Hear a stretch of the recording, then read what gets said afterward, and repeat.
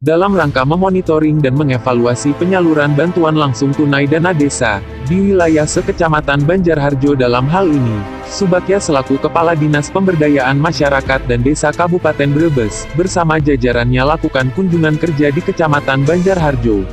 Subakya selaku Kepala Dinas Pemberdayaan Masyarakat dan Desa Kabupaten Brebes menerangkan, untuk penyaluran bantuan langsung tunai tahap 2, sudah 21 desa yang berada di wilayah Kecamatan Banjarharjo yang mengajukan sedang menunggu proses.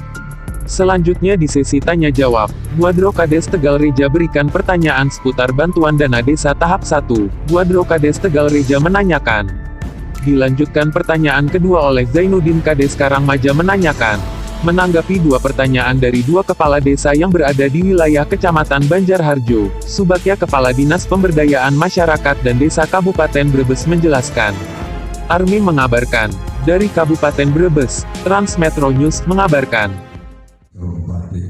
Cuman, yang saat ini yang BLT, yang saat ini juga, mungkin ini perlu ada musdes juga, karena ada perubahan-perubahan, setelah kita gelar, ada aja yang ketinggalan yang tidak mampu kan itu Pak. Jadi yang tidak mampunya masih banyak yang belum tercover. Sehingga ini ada pertimbangan dari kepala desa. Kita itu yang belum tercover itu masih banyak yang tidak mampu. Contoh, gara-gara PKH nih, ya kan? PKH itu terdaftar tapi orangnya belum mendapatkan menerima, itu bahasanya. Ini yang bingung kepala desa itu. Ternyata saya tegur, Ibu terdaftar kok nggak menerima, akhirnya dia korban loh, nggak dapat apa-apa. Itulah nilai itulah yang akhirnya kepala desa lebih baik coba ini BLT diberikan kepada mereka yang tidak dapat. Kecuali masyarakat itu sudah terhapus, itu lebih jelas, lebih tegas. Saya bingung, datanya masih ada tapi belum menerima sampai 2 bulan. Akhirnya ada pola pikir saya, ya udah, mendingan itu dialihkan yang agak-agak sampai ke situ. Itu tugas kami itu dari situ, yang mohon oleh Dipermades, di sosial ini perlu didukung langkah-langkah ini. Jangan nanti kepala desa dipermasalahkan, enak aja, ya kan? Karena saya sama-sama ini sama-sama kenyataan di objektif lah di masyarakat Pak. Saya juga masih menunggu PMK 50 itu kalau bisa didobrak itu PMK 50 itu di kementerian. Gak apa-apa, karena demi orang-orang saya dikerja masih 400 lagi yang belum tercover. Apa enggak nangis?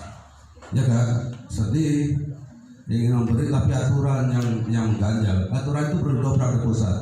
Gak apa-apa, kita bersama-sama seperti itu supaya PMK itu berubah 1.800.000 saja, jangan 2.700.000 siapa ya?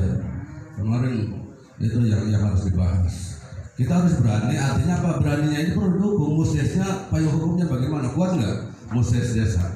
Itu yang perlu saya minta dorongan dari siapapun.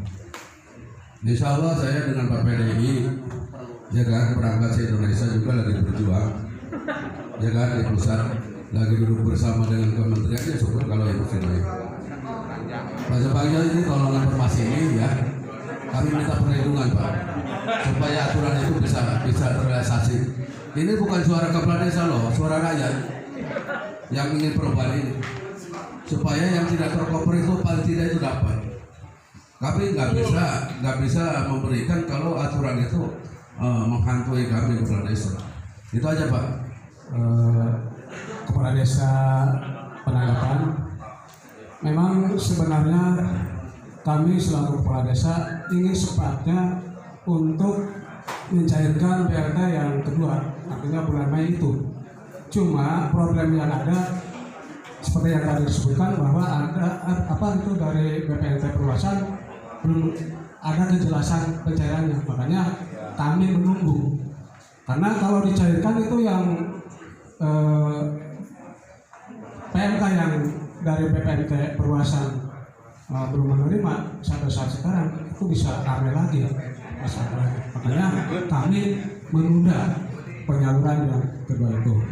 Oleh karena itu kami mohon penjelasannya supaya kami bisa merealisasikan yang bulan kedua itu.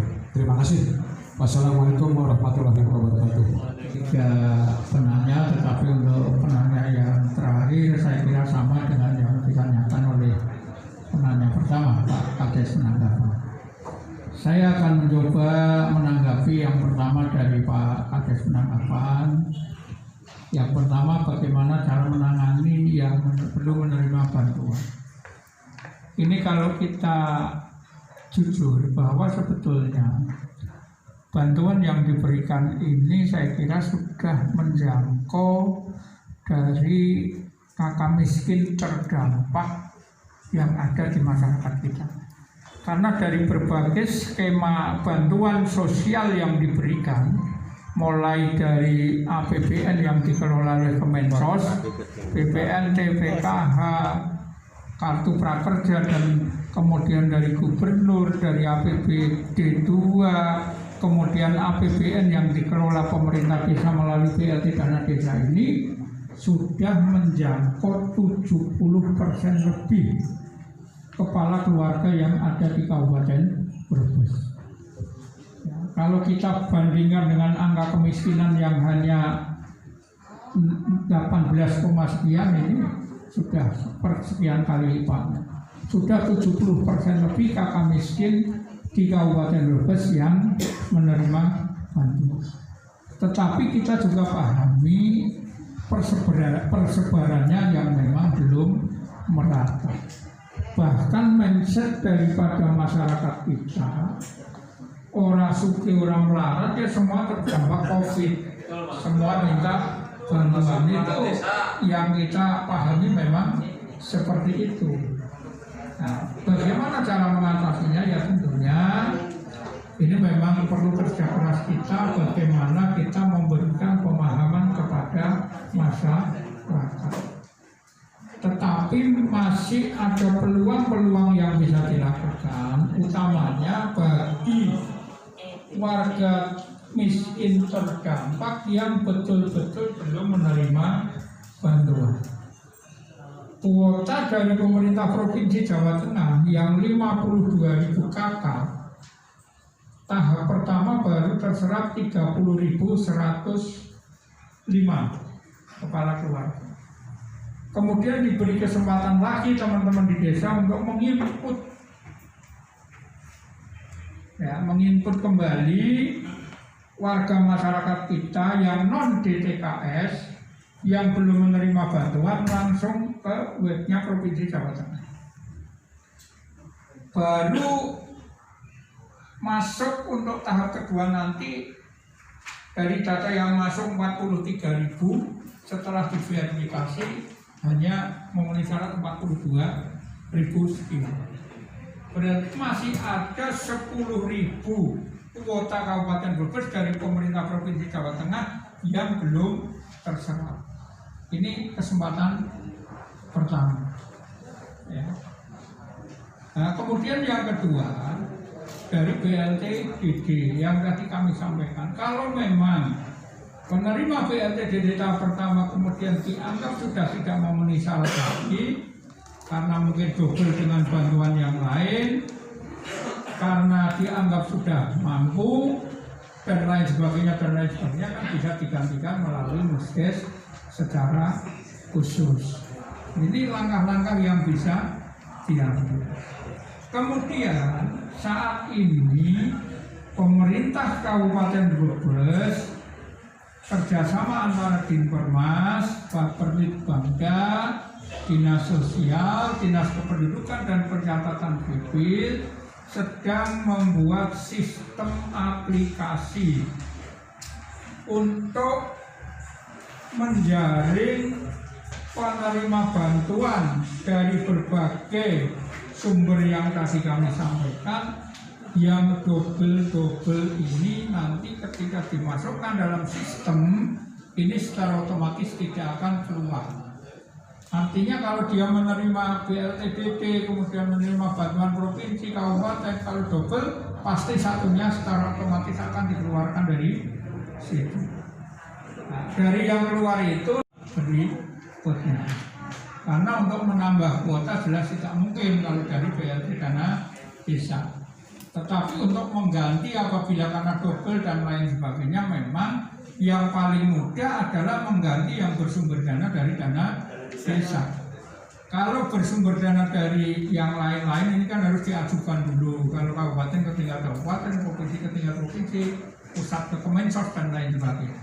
Tapi kalau yang bersumber dana dari PLTTD ini cukup dengan musyawarah desa secara khusus. Ya, itu. Kemudian bagaimana dengan BPNT perluasan? Kemarin kalau tidak salah para camat diundang dan TKSK diundang Dinsos ya Pak, membahas mengenai itu. Saya pun ditelepon oleh Ketua Paguyuban Kepala Desa Kabupaten Brebes, Pak Haji Tasdik, agar BLTDD tahap kedua jangan disalurkan sebelum BPNT perluasan ini salur dicairkan.